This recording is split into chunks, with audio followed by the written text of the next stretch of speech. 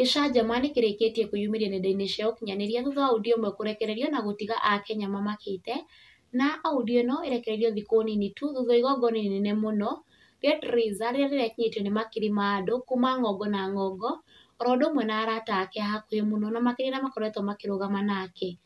Audio ĩno ĩraiguĩka ĩrĩ na mĩario ya Triza akĩgeria gũtetera Karangũ na kũgeta mũrata wake ũmwe ũrĩa kũratuĩka ndendaga Karangũ akorwo agĩkinya igongona-inĩ rĩu, but Triza nĩareganĩte na ndeto ici, akĩiguĩka akiuga we ona akorwo nĩmatiganire na Karangũ, no nginya aheo gĩtĩo kĩrĩa gĩ gĩake ta ithe wa ciana ciake, na kwa ũguo hatirĩ bata kũnyarara mũthuri wake ona matarĩ hamwe.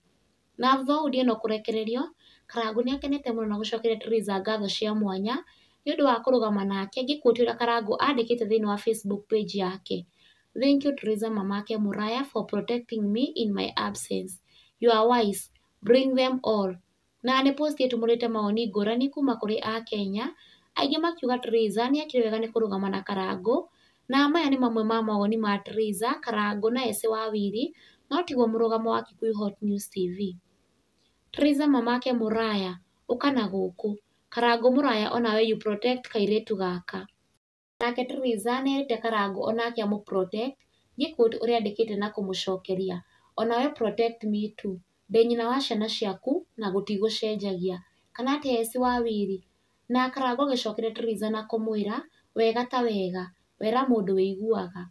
Na mwena-inĩ wake Wanja Nyarari ũrĩa ũkoretwo akĩrũgama na Triza ndatigĩtwo na thutha, na kũrĩa andĩkĩte ndũmĩrĩri atiga Akenya na ciũria nyingĩ, ngĩquote ũrĩa andĩkĩte page-inĩ yake ya Facebook.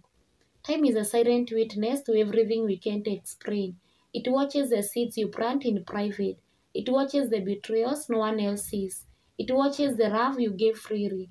And one day, when you least expect it, time will tell you the whole story. In justice, in joy, in peace. Time is the great revealer. It will expose the liars. It will reward the faithful. Trust it. Time will tell you louder than any words ever could.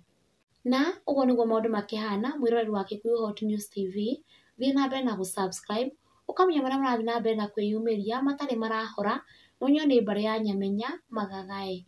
Stay tuned for more updates.